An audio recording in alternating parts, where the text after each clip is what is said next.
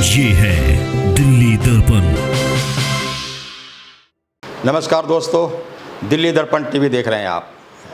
अभी शनिवार को मॉडल टाउन इलाके में यानी मुखर्जी नगर थाना क्षेत्र में सहगल ज्वेलर्स के ऊपर कुछ बदमाश फायरिंग करके जाते हैं और एक पर्ची फेंक के जाते हैं। उस पर्ची की जो भाषा है, उस पर्ची में जिन जिन नामों का जिक्र है, उसको देख करके पुलिस की चिंता बढ़ गई है, पुलिस की परेशानी बढ़ गई है। हालांकि आधिकारिक तौर पर अभी कोई पुलिस ने बयान नहीं दिया है, लेकिन जहां वो हमलावरों की तलाश कर रही है सीसीटीवी फुटेज के ज़रिए एक रूट बना करके, और कई जेल में बंद कई लोग हैं उनके बारे में जानकारी जुटाई जा रही है। लेकिन उसके साथ साथ ही उस पर्ची का जो पोस्टमार्टम पुलिस ने किया है, और या फिर जो अपराध जगत की जो जानकारी रखने वाले लोग हैं, वो जो उस पर्ची के बाद जो निष्कर्ष निकाल रहे हैं, उसने एक बहुत बड़ा सवाल दिल्ली पुलिस के सामने खड़ा कर दिया है। सवाल ये कि क्या दिल्ली एनसीआर में दाऊद इब्राहिम की डी कंपनी की तर्ज पर कोई बी कंपनी बन गई है?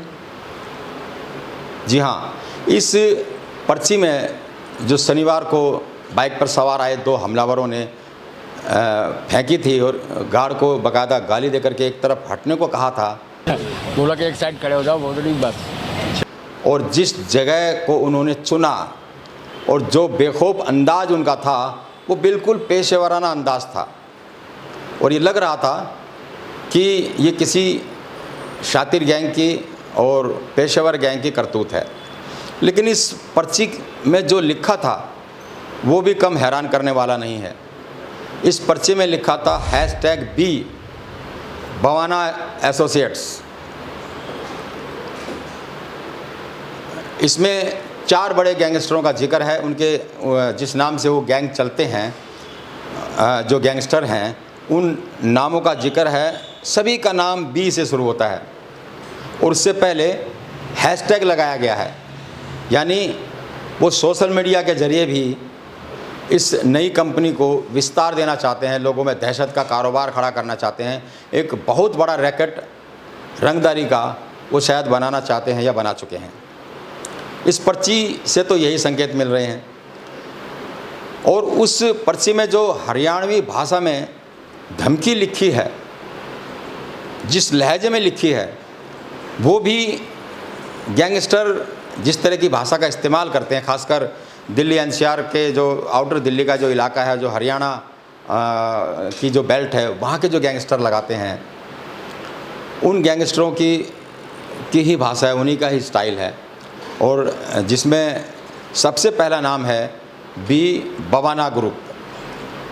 आप जानते हैं बवाना ग्रुप दिल्ली के दाऊद कहे जाने वाले नीरज बवानिया गिरोह का नाम है। उसी को इसी नाम से जाना जाता है। जब जब कभी बवाना ग्रुप या बवाना गैंग का जिक्र आता है तो यही माना जाता है कि ये नीरज बवानिया गैंग से ताल्लुक़ है। उसके बाद एक जिक्र और आता है #B के बाद बी बम्बैया ग्रुप।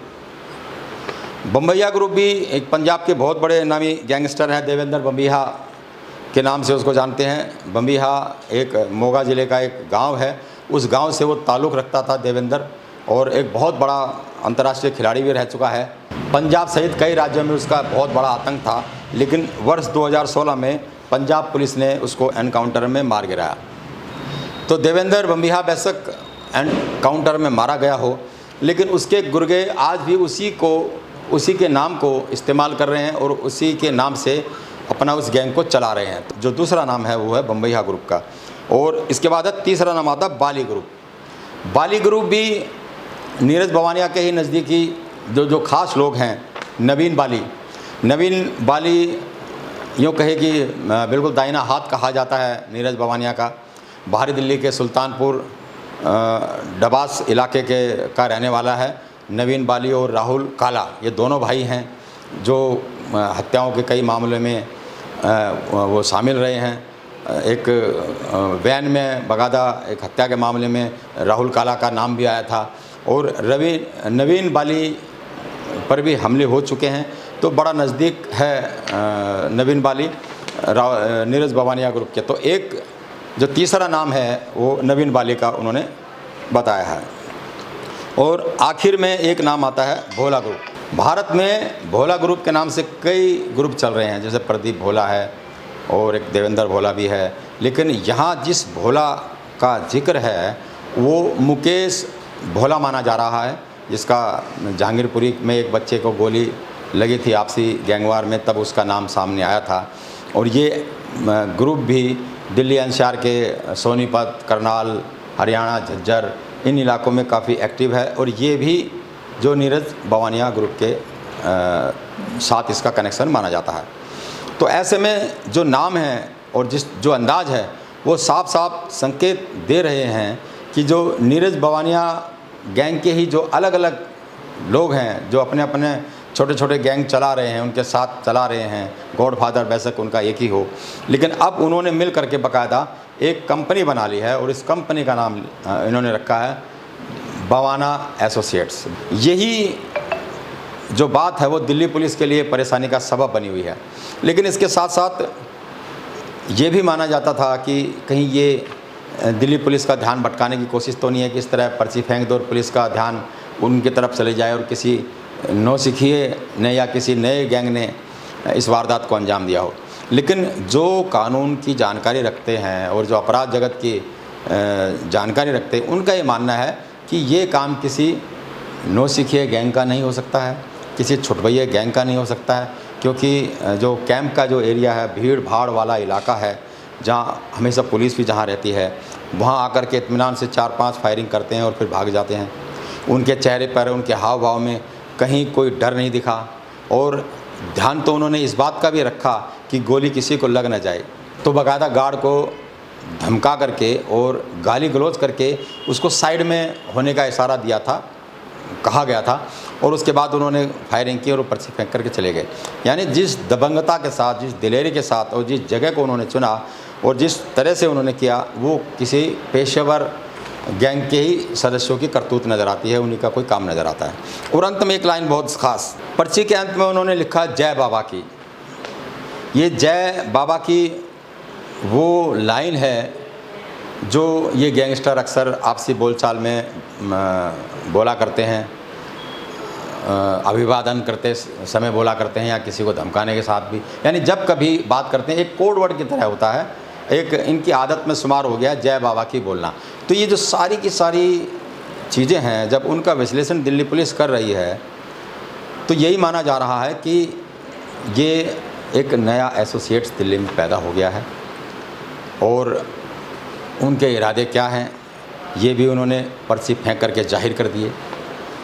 तो पुलिस इन सब संभावनाओं पर चर्चा तो कर रही है, विचार विमर्श भी कर रही है, जांच भी कर रही है, लेकिन साथ ही साथ इस पर भी नज़र रखे हुए है कि वो पर्ची फेंक करके तो चले गए, लेकिन अब जिन 1 करोड़ रुपए की बात उन्होंने कही है, यानी जो 1 करोड़ रुपए उन्होंने मांगे हैं, वो रुपए वसूलने के लिए वो किस तरह से संपर्क करते हैं सहगल ज्वेलर्स को, इसकी भी जांच है, इस पर भी दिल्ली पुलिस की पैनी नज़र है।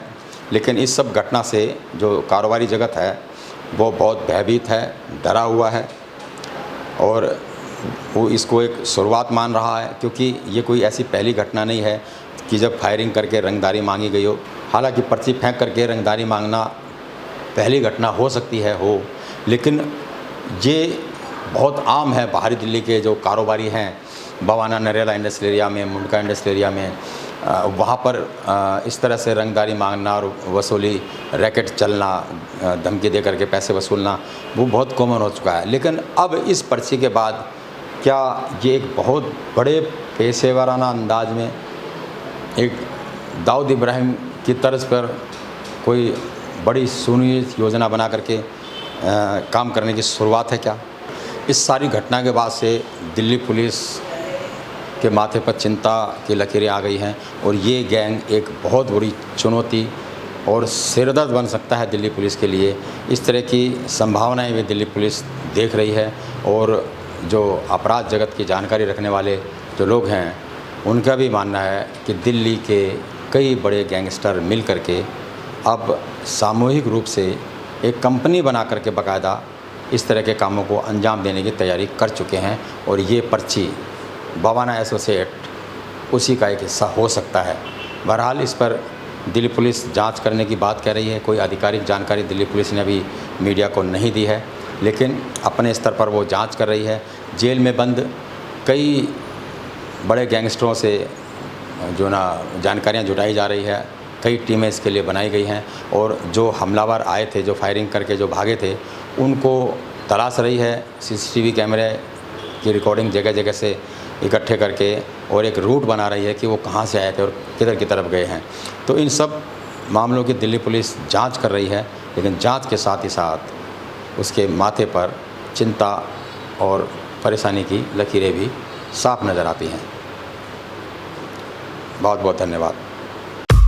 लेटेस्ट खबरों के लिए सब्सक्राइब करें हमारा YouTube चैनल या फिर लॉग ऑन करें www.delhidarpantv.com। खबरों की कवरेज और विज्ञापनों के लिए संपर्क करें।